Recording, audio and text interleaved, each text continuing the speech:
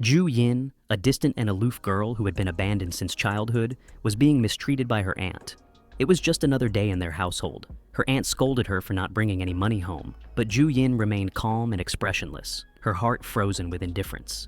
She told her aunt that she had already given her money on the first day she arrived and reminded her that the house had been left to her by her grandmother before she passed away. Her aunt refused to back down, and the argument continued. That's when Ju Yin's uncle stepped in, siding with her. However, Ju Yin knew her uncle wasn't genuinely kind. He was just pretending. Without hesitation, she called him out, telling him to stop acting like a good person. Her uncle immediately dropped the act and exploded in anger. Ju Yin left, ignoring the scene behind her as her uncle was beaten by his wife. As she walked down the road, a car approached. Without hesitation, she got in. The driver was surprised by her youthful appearance, but followed his boss's instructions and drove off. His boss, Mr. Bo, had ordered the ride, but the person who was supposed to get in had yet to arrive. After a few minutes, they reached their destination. The driver opened the door for Ju Yin and respectfully addressed her as Miracle Doctor, saying the old lady inside was waiting for her. It was only then that Ju Yin realized she had entered the wrong car. However, she remained calm, stepped out, and looked around. Just then, another car arrived. A young and handsome man, Mr. Bo, stepped out and walked straight toward Ju Yin. He asked if she was the divine doctor he had called for. Ju Yin immediately denied the title, saying she was just a young girl with only basic medical knowledge. However, she grabbed Mr. Bo's wrist and asked him to take her to the old lady. Mr. Bo agreed, gently holding her hand as they entered the house. Everyone was shocked to see Mr. Bo not only allow Ju Yin to touch him, but also hold her hand in return. As they walked inside, a panicked voice suddenly shouted that the old lady's heartbeat had stopped. They rushed to the room where a doctor was already performing CPR. Without hesitation, Ju Yin pushed the doctor aside and took over. The doctor was furious and demanded to know why she was interfering, but Mr. Bo defended her, stating that she was the miracle doctor he had hired. Despite this, everyone doubted her abilities because she looked too young to be a skilled doctor. Some even suspected she was a fraud. While they argued, Ju Yin calmly diagnosed the old lady with acute thrombosis, explaining that she needed to clear the blood vessels immediately. However, the doctor insisted that the woman was suffering from heart failure. Confident in her diagnosis, Ju Yin ordered everyone out of the room. Mr. Bo trusted her and commanded them to leave. Outside, tension filled the air. Mr. Bo's mother was upset that he had hired such an unreliable-looking doctor, while the other doctor desperately pleaded to be let back in. One doctor even swore that if Ju Yin saved the old lady, he would cut off his own head. Mr. Bo then revealed that his grandmother had been in a coma for a week, and that all medical efforts had failed to improve her condition. The doctors defended themselves, saying their methods were based on experience and that they feared Mr. Bo had hired a fraud. Just then, a man arrived with shocking news. Ju Yin was not the real miracle doctor. The actual doctor had missed his ride. Realizing the mistake, Mr. Bo rushed into the room to stop her. But before he could, Ju Yin pressed a needle into his neck, temporarily paralyzing him. At that moment, the heart monitor beeped, and the doctor announced that the old lady's heartbeat had stabilized. Mr. Bo and his secretary immediately apologized to Ju Yin. However, she remained indifferent, removing the needles she had placed in the old lady's body. Moments later, the old woman woke up. Ju Yin then admitted that she wasn't the miracle doctor they had called and had simply gotten into the wrong car. Grateful, Mr. Bo handed her a check as a reward. Meanwhile, heavy rain began to pour, and Mr. Bo offered to let her stay at the house, assuring her that someone would drive her home when the storm passed. In another part of town, a young girl sat at a piano, playing softly. Her mother suddenly received a notification and gasped in surprise. The pianist stopped and asked what had happened. The mother, still in shock, said that Ju Yin had returned. Moments later, Ju Yin's father ran toward her, calling her Yin Yin with relief. His wife looked worried and mentioned that the driver had told them he hadn't picked her up the previous day. However, Ju Yin, cold as ever, didn't believe that they had truly been concerned for her. Her stepsister greeted her warmly, but Ju Yin ignored her. Instead, she went straight to her room, only to find it in a complete mess. The maid quickly explained that her sister, Cassie, had been busy preparing for a piano competition, and since everyone was focused on helping her, no one had time to clean Ju Yin's room. Ju Yin said nothing, but her eyes turned colder. Ju Yin walked into Cassie's room, grabbed some of her belongings, and threw them out. Her father scolded her, calling her a spoiled brat, but her stepmother pretended to be kind and told him that Ju Yin could take over Cassie's room if she wanted. However, her father insisted that she should respect her stepmother and stepsister. Ju Yin refused, coldly stating that her stepmother didn't deserve to be her mother. Without waiting for a response, she slammed the door shut, leaving everyone outside. Meanwhile, Mr. Bo instructed his secretary to investigate Ju Yin's background. They discovered that she was the eldest daughter of the Smith Group. 7 years ago, she had been diagnosed with a severe mental illness and was sent away to a remote sanatorium. However, 5 years ago, the place was exposed as an abusive facility that used violence to force children into submission. 3 years ago, an old man from a village took her in. The secretary suspected that Ju Yin's return to the Jian family happened around the same time the real miracle doctor was supposed to be picked up. With everything now making sense, Mr. Bo ordered his secretary to continue searching for the real miracle doctor. In a nightclub, a young man named Song Yanzi was enjoying himself, surrounded by alcohol and women dancing around him. In a dark corner, Ju Yin watched, planning to embarrass him as revenge for ruining her reputation. At the count of 3, the club's lights and music suddenly stopped. A spotlight beamed down on Song Yanzi, making him the center of attention. Moments later, he clutched his stomach in pain and, to his horror, let out a loud fart in front of everyone. The pain intensified, forcing him to remove his pants and sit on a beer bucket to relieve himself. Song Yanzi, Ju Yin's stepmother's younger brother, became the laughingstock of the club as people pulled out their phones, taking pictures and videos. Satisfied, Ju Yin left after humiliating him in front of everyone. As she walked outside, 3 drunken men approached her, inviting her to drink with them. When she refused, one of them grabbed her arm. Without hesitation, she pulled out a needle and swiftly incapacitated all 3 of them. The entire scene was witnessed by Mr. Bo and his secretary. As Ju Yin was about to walk away, the 3 men tried to grab her again. This time, Mr. Bo stepped in, and his bodyguards quickly took them down. He then escorted Ju Yin to his car and offered to drive her home. However, Ju Yin asked to be taken to a hotel instead. Mr. Bo refused and instead invited her to stay at his house. After a brief pause, Ju Yin agreed. When they arrived at his private residence, it was noticeably different from the house where she had treated the old lady. The housekeeper, Lima, led her to the guest room. After taking a shower, Ju Yin realized she had run out of medicine for her sleepwalking. With no other option, she went straight to bed. Meanwhile, Mr. Bo was working in his study when he heard a noise outside. When he stepped out, he saw Ju Yin sleepwalking, her feet moving as if she were stepping forward, but her nightgown had gotten caught in the guest room door. Mr. Bo called out to her, but she didn't respond. Acting quickly, he freed the torn fabric from the door, and, just as she lost her balance, caught her in his arms before she could tumble down the stairs. Mr. Bo carried Ju Yin back to bed and adjusted the comforter for her. Just as he was about to leave, Ju Yin suddenly pulled him closer and kissed him. The next morning, Ju Yin woke up with no memory of what had happened the night before. She stepped out and saw Mr. Bo having breakfast. He invited her to join him. While eating, she noticed a mark on his lips and asked him about it. Mr. Bo made an excuse, saying that his dog had bitten him. After breakfast, Ju Yin thanked him and said she needed to go home. When Ju Yin arrived, her family was waiting for her. Her father immediately scolded her for leaving the house without telling anyone, saying she had no manners. Ju Yin firmly reminded him that he was the one who sent her away to the countryside when she was just 13 years old, and no one had ever taught her about manners. As she was being reprimanded, their maid whispered something to her stepmother. Apparently, Ju Yin had been dropped off by a luxury car. Upon hearing this, her father became even angrier and grabbed his cane. Cassie, feeling nervous for her sister, pleaded with Ju Yin to apologize to their father. However, Ju Yin remained fearless, showing no signs of regret. Just as her father was about to strike her with his cane, Mr. Bo suddenly appeared and stopped him. Everyone was shocked by his presence. Cassie couldn't hide her jealousy.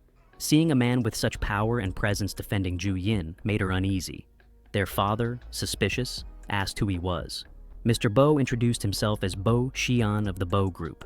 Still unwilling to believe it, Cassie insisted that Ju Yin must be lying, thinking it was all fake. Their father was also convinced that this man was an imposter and raised his cane to hit Ju Yin again. But this time, Mr. Bo didn't just stop him. He took the cane and hit the father instead. Just then, Secretary Louis and a group of bodyguards arrived. Seeing them, Ju Yin's father immediately realized that Mr. Bo was, in fact, the real Bo Xian. His anger turned into fear, and he quickly apologized. However, Mr. Bo made it clear that forgiveness depended on Ju Yin. Her father turned to her, apologizing once again. At first, Ju Yin refused to accept it, but when she noticed that he was being sincere, she finally forgave him. Satisfied, Mr. Bo retracted his decision to cut business ties with the Smith Group. Before leaving, he handed Ju Yin a present from his grandmother, a black diamond ring, as a token of gratitude for saving her life. The entire family was stunned by such a valuable gift. As he walked away, Mr. Bo told Ju Yin to call him if anyone tried to bully her again. Ju Yin was about to go to her room when her father noticed that her clothes were old and worn out. He told his wife to take Ju Yin shopping since they were already planning to buy a costume for Cassie the next day. The next morning, the three women arrived at the mall. As soon as they entered, sales attendants warmly greeted Mrs. C and Cassie, completely ignoring Ju Yin. Without their father around, Ju Yin's stepmother and sister showed their true colors, belittling her and treating her like an outsider. Ju Yin, feeling insulted, grabbed an expensive dress worth $188,000 and deliberately ruined it. Her stepmother scolded her, reminding her that even though they were rich, she should know the value of money and not waste it. Cassie, pretending to be kind, called Ju Yin her sister and told her to be mindful of their father's hard work. Their loud argument caught the attention of other shoppers, who began whispering among themselves. That's when they realized that Ju Yin was actually the eldest daughter of the Smith family's president. Hearing this, Ju Yin's stepmother immediately changed her attitude, realizing that she needed to be more careful. To maintain her image, she pretended to be generous and picked out a dress worth $2 million, making it seem like she was buying it for Ju Yin. The gossipers, convinced that Mrs. C wasn't a bad person after all, eventually left. As soon as they were gone, Mrs. C quietly returned the dress and handed it to her own daughter instead.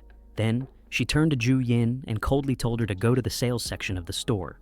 Instead of arguing, Ju Yin quietly texted the store manager to carry out her revenge.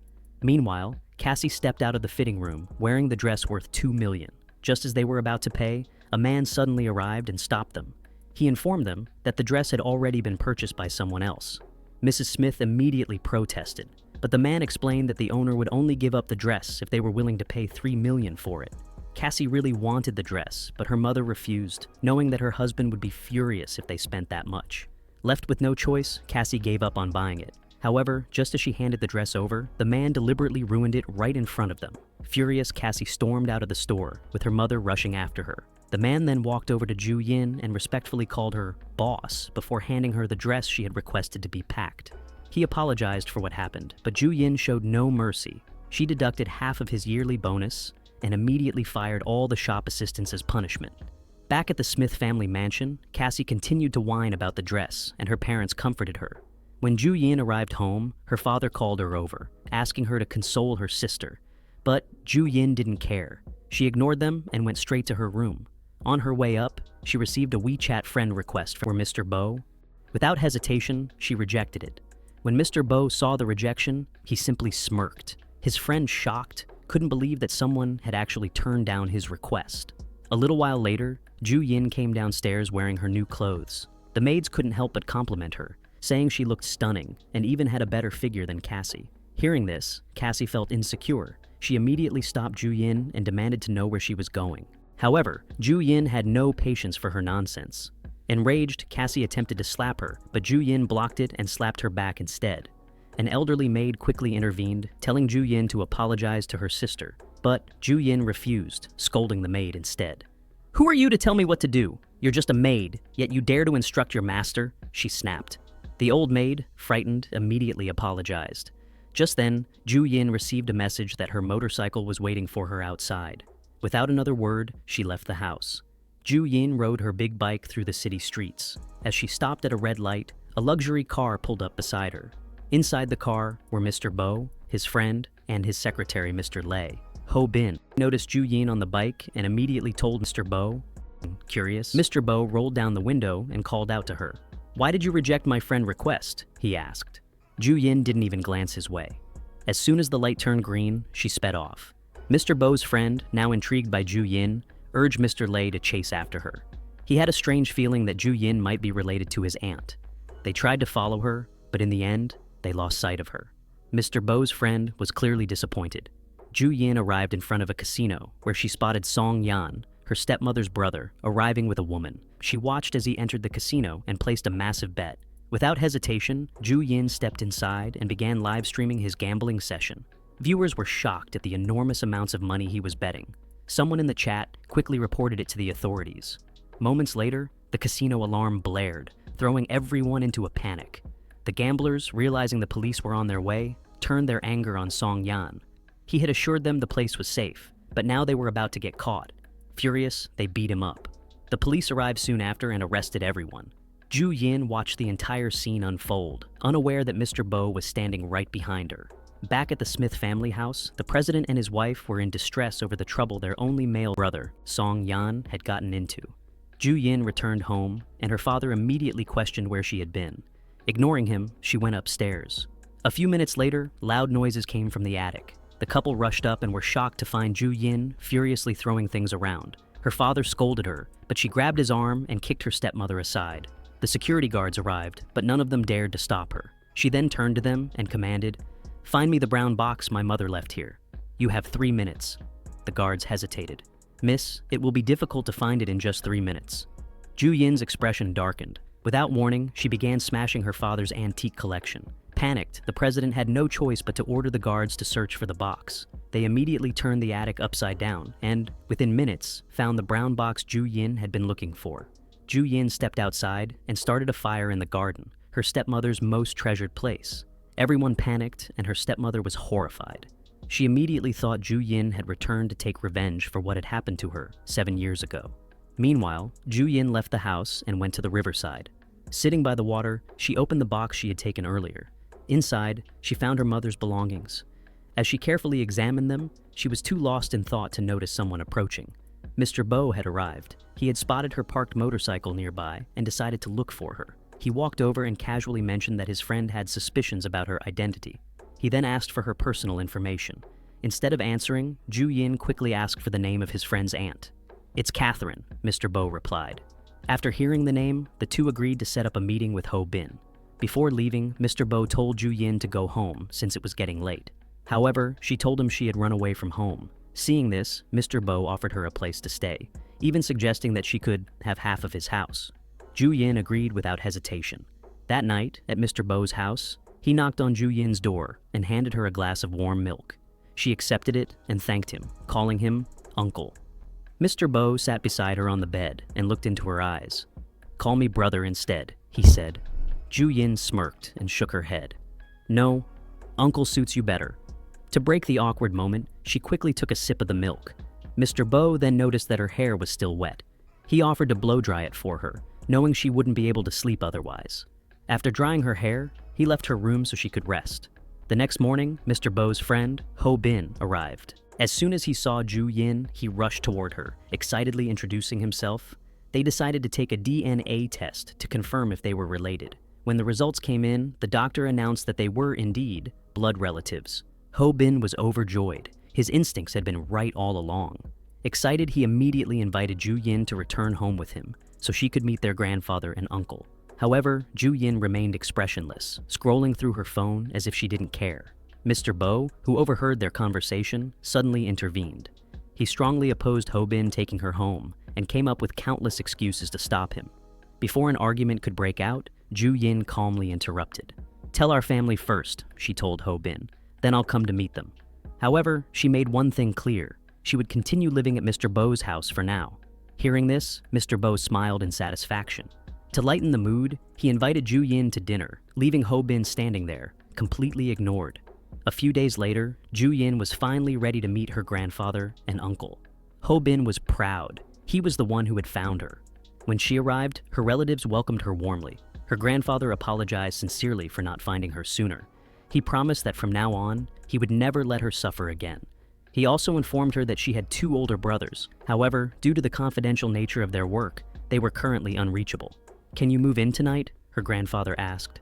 Ju Yin politely shook her head. "I already have a safe place to stay outside." She respectfully acknowledged her identity as part of the family, but explained that she needed time to adjust. Understanding her feelings, her grandfather nodded. "Take your time," he said. "But to officially welcome you back, I will host a grand family reunion banquet in your honor."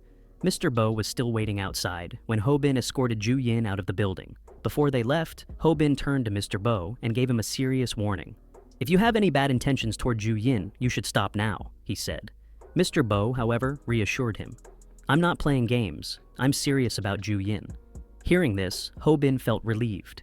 He then told Mr. Bo to personally ask their grandfather for his blessing. After saying goodbye, Mr. Bo got into the car and noticed that Ju Yin was burning up. She had drunk too much wine.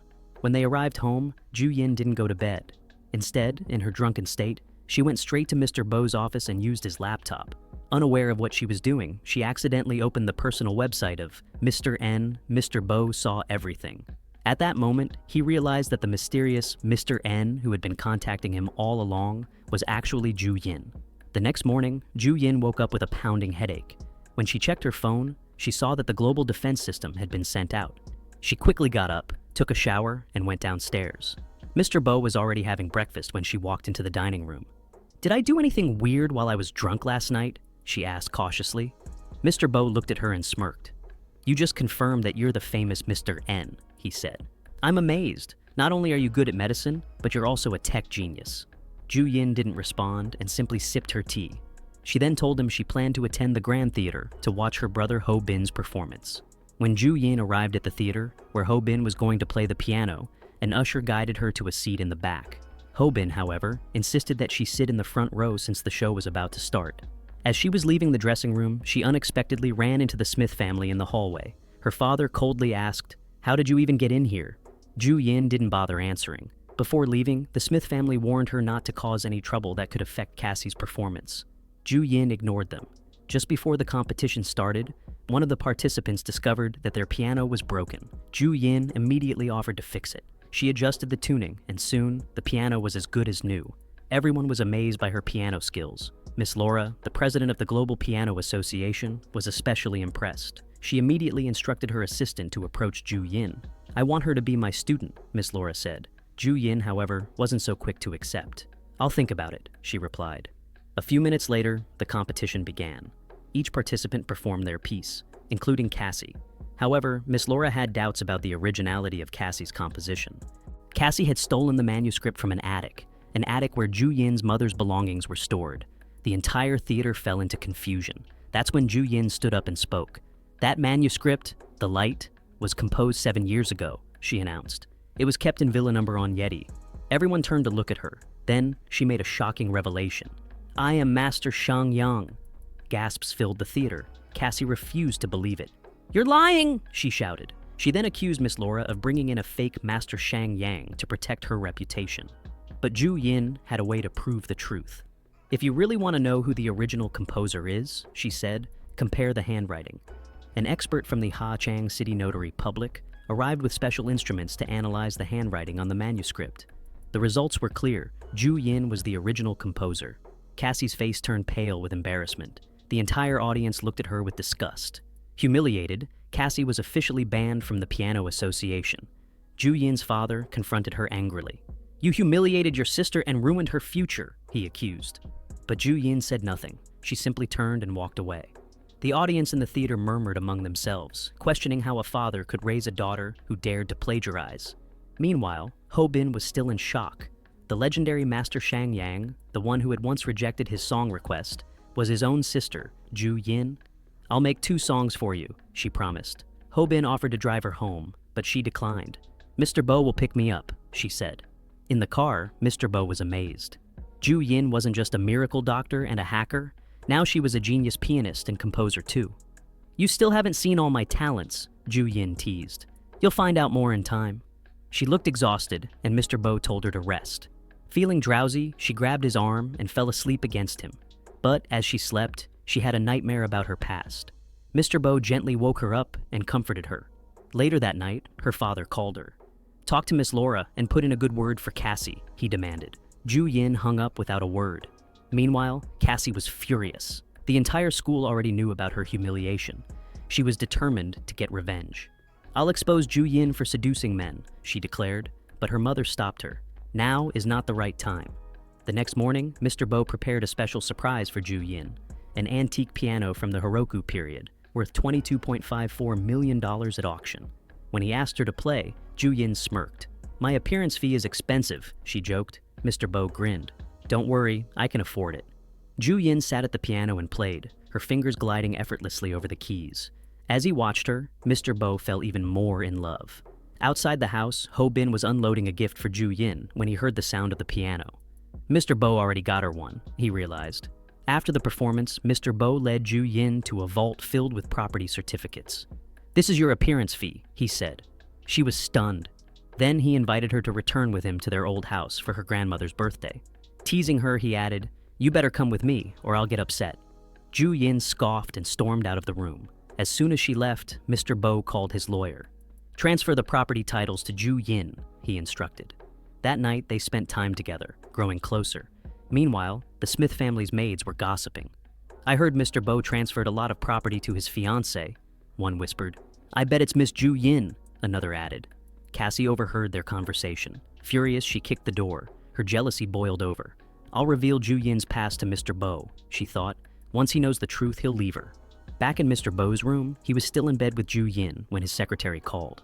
"There's negative news about Ju Yin spreading online," the secretary reported. "Handle it with the PR team," Mr. Bo ordered.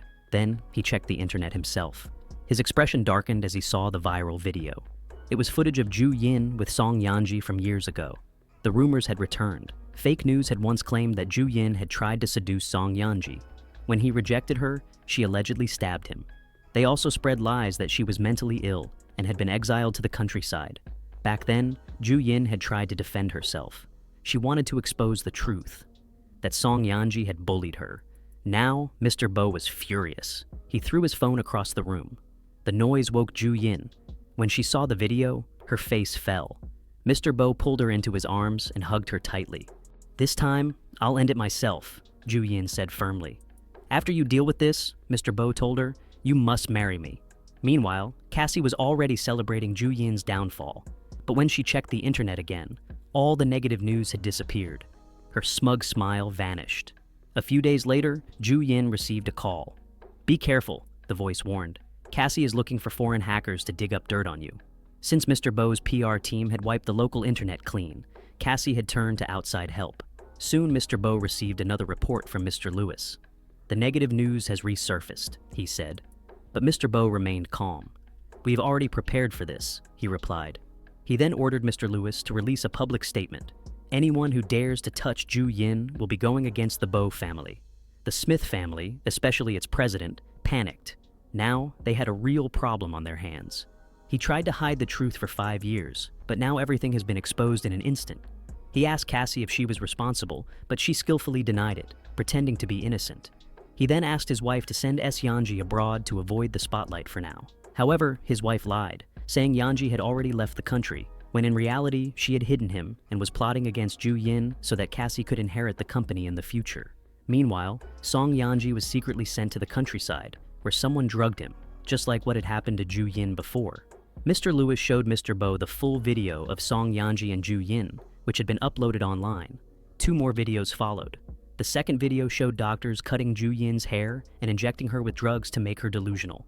The orders had come from someone named Mr. Song. The third video was an apology from the lawyers and doctors involved.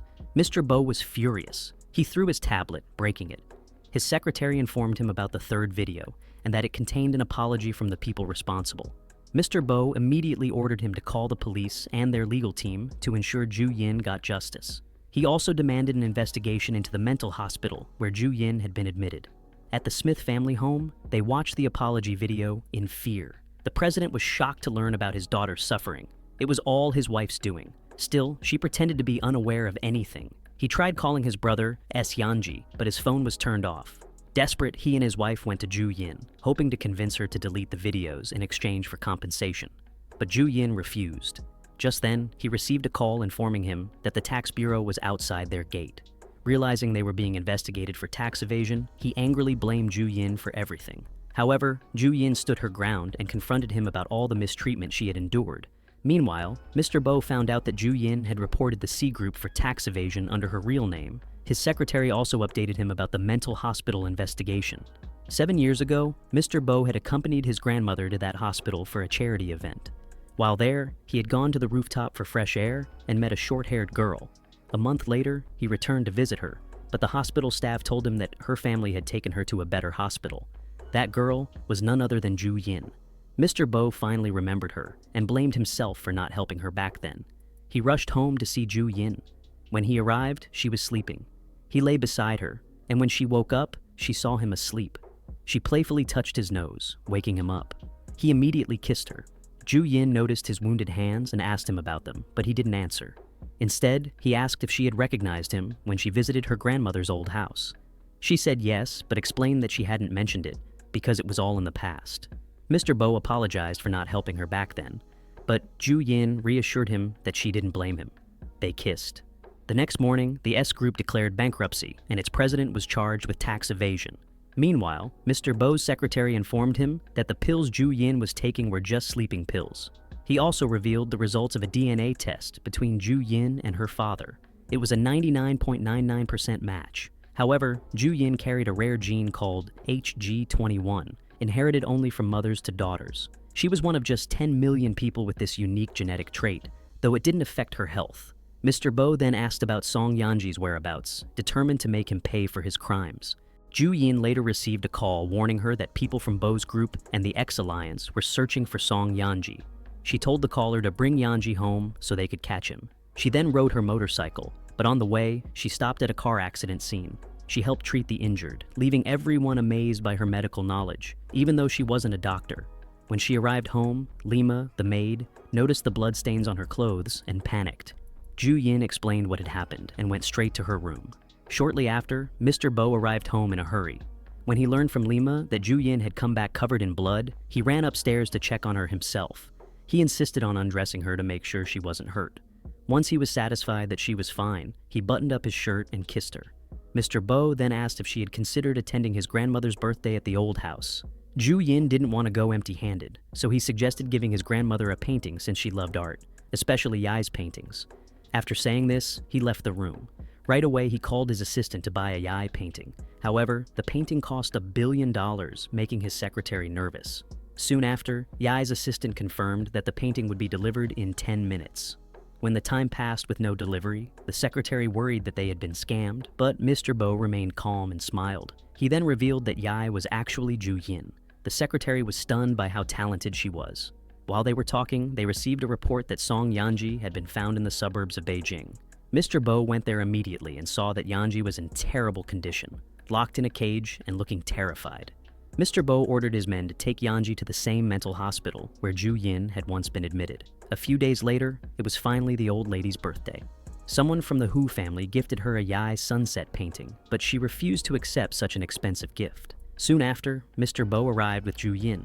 Miss Shu noticed that they were holding hands. The old lady immediately took a liking to Ju Yin. When Ju Yin handed over her gift, the old lady happily accepted it and opened it herself.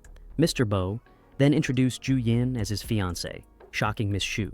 However, when the guests saw the painting Ju Yin had given, they accused her of gifting a fake. Ju Yin calmly explained that Yai's paintings could be copied, but the type of paper used in the original artwork was unique and impossible to replicate. She said the paper would glow in the dark. The old lady ordered the curtains to be drawn and the lights turned off to check if the painting was real.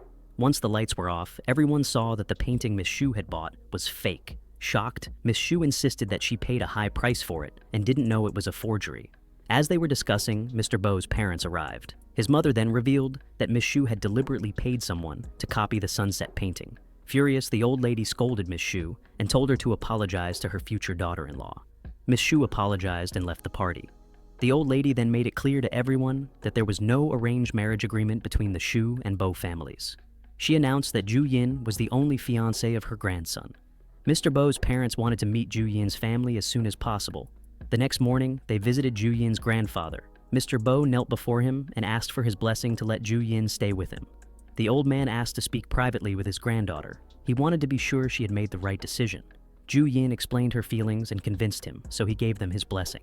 Meanwhile, the old lady from the Bo family called Ju Yin's grandfather for a meeting. She assured him that the Bo family loved Ju Yin and wanted to officially arrange a meeting between both families.